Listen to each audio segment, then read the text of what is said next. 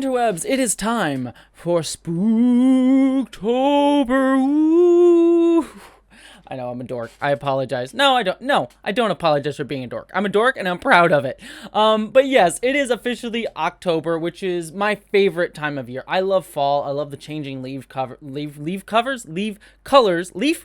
I can say words good. I also love the pumpkin spice everything. I know I'm a basic white girl. I accept it and I understand it, and you know what? It's just who I am. It's just who I am.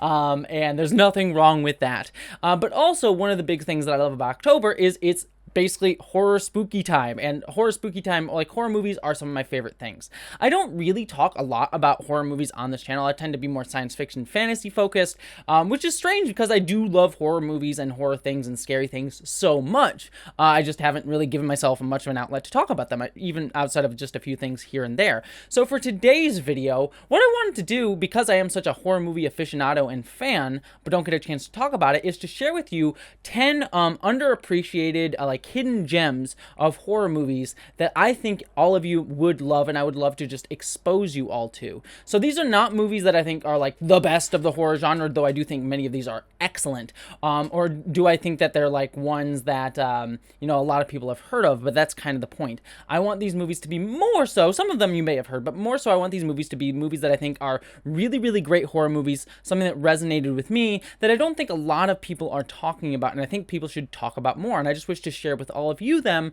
so that you may find them, enjoy them, and like them. So that's what this video is just going to be, like a movie recommendation of just some great films that I really love that I think would be great for you to watch during this October horror month. So let's get into the list. First up on the list is a 2015 horror comedy movie, Final Girls.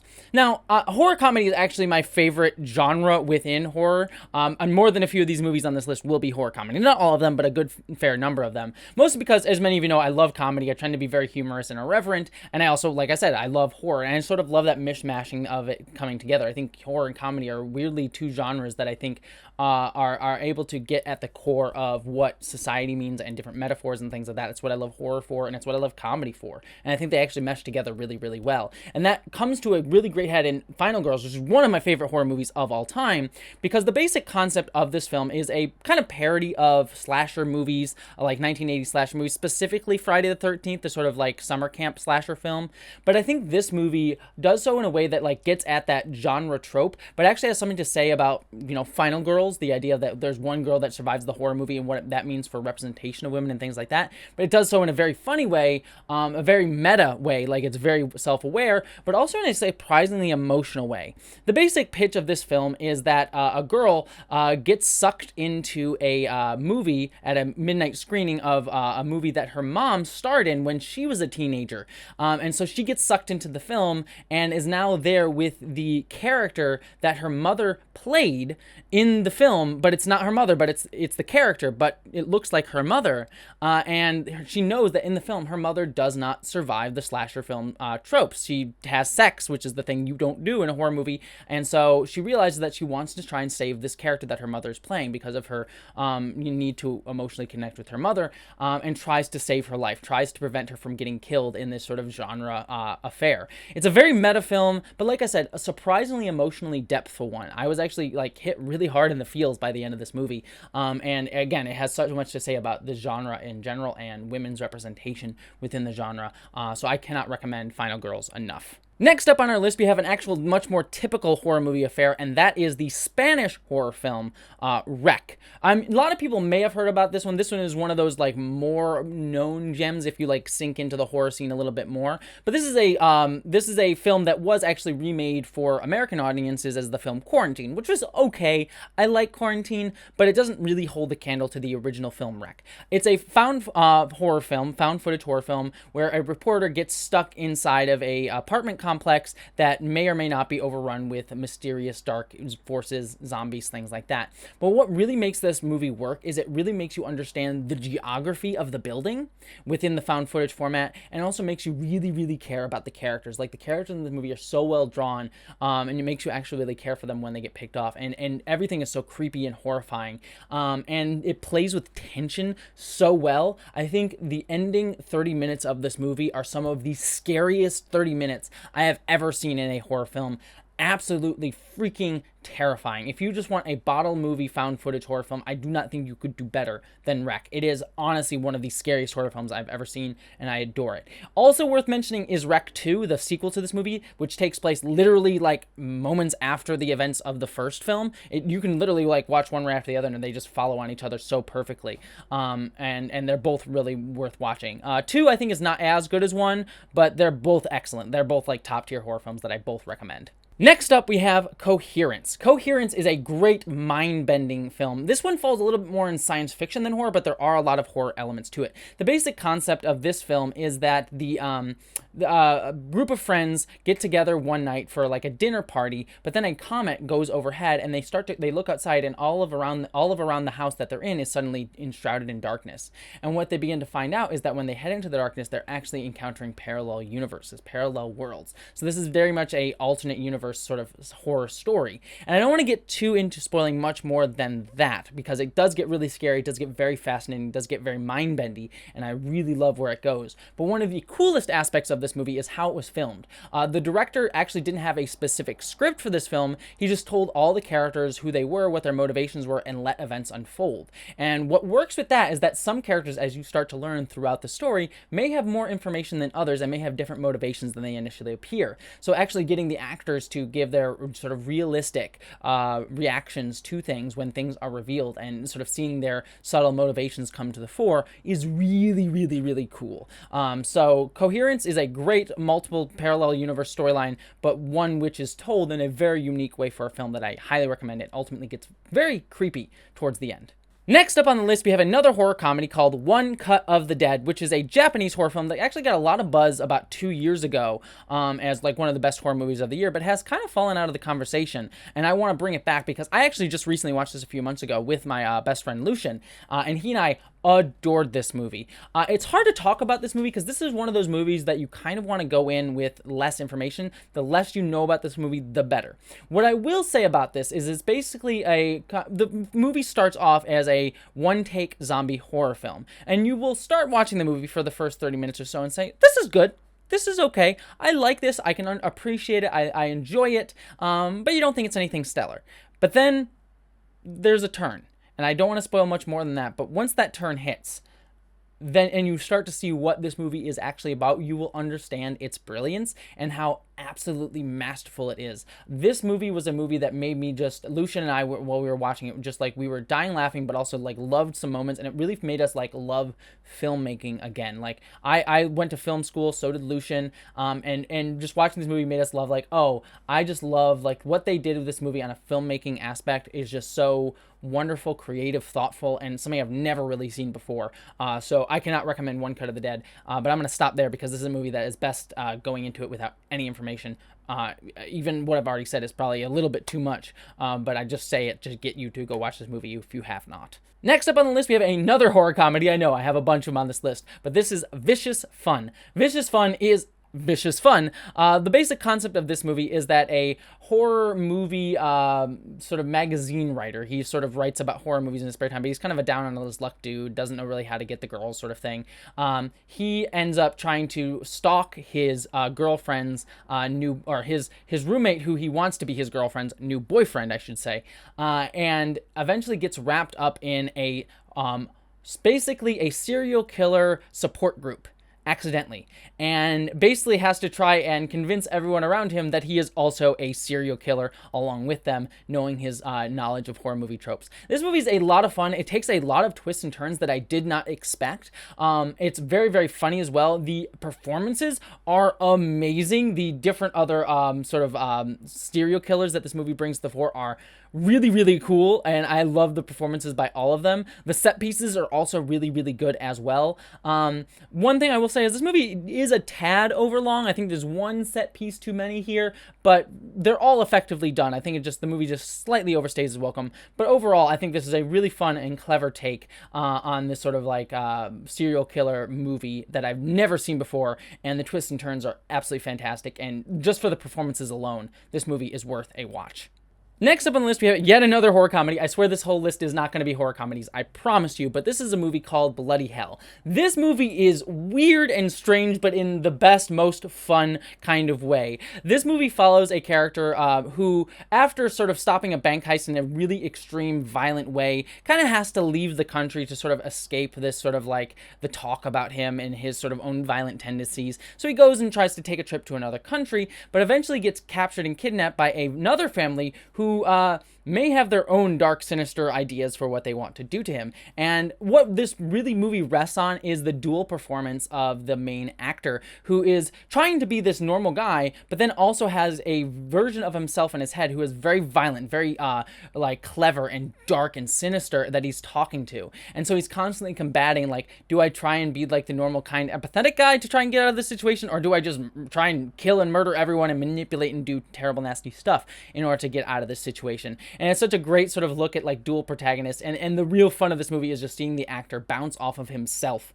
and really like thinking through the situation logically, but coming at it from two different points of view that may or may not be beneficial to helping him escape the situation. And it's just a lot of fun, very funny, very clever, and really hinges upon a fantastic performance by our main lead. But the family that you get to meet too is also a lot of fun, if a little bit underdeveloped. I would have liked to see even more of them throughout the film, but what we do get of them is also fantastic. So Bloody Hell, a bloody good time. Next up, we do actually have a straight up horror movie called The Endless. The Endless is another movie that is kind of difficult to explain, and also one that's kind of even better to go in knowing less. So the basic concept of this movie is two brothers escaped from a cult when they were very, very young, a cult that was sort of out in the desert of, I believe, the California area, the American desert, sort of in California, Nevada area.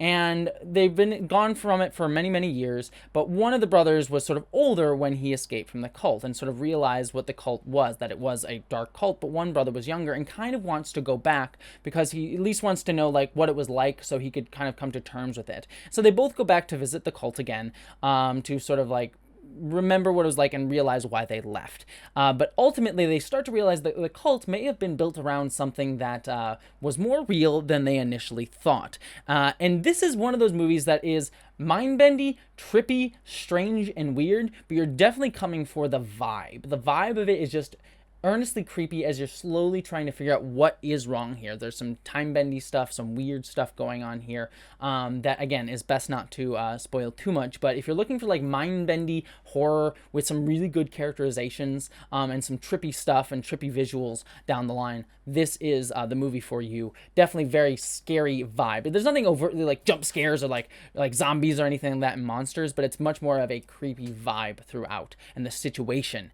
is very horrific. And it's also a great examination of cults and cult mindsets and how they sort of trap you within them. So it's actually has something pertinent to say as well. So great movie, The Endless, that I would highly recommend.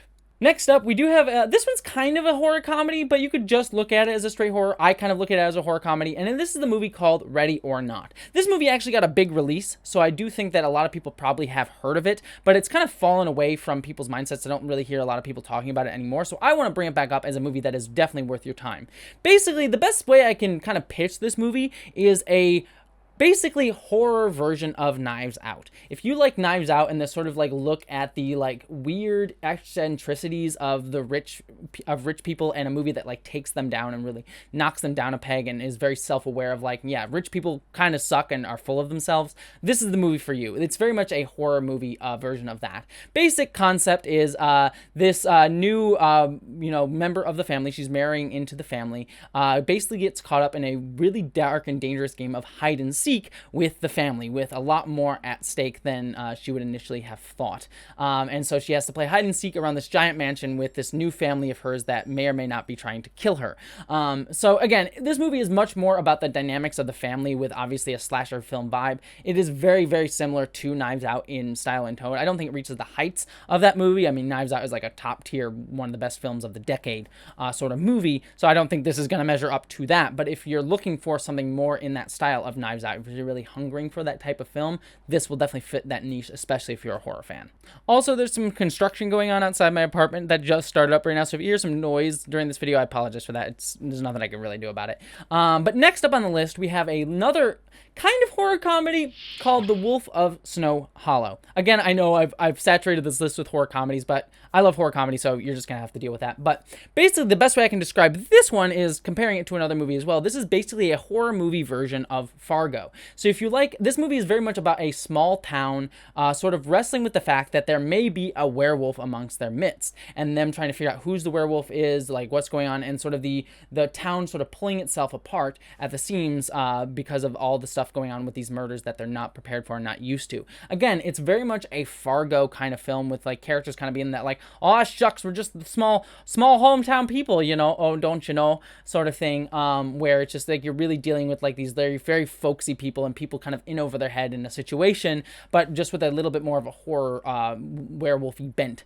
on the whole entire proceedings. Again, this movie might be a little bit divisive. I personally found it to be one of my favorite movies of last year when I watched it, but the person that I watched it with, a close friend of mine, she actually absolutely despised this movie. So I was surprised because for me, this was like one of my favorite movies of the year, and she hated it.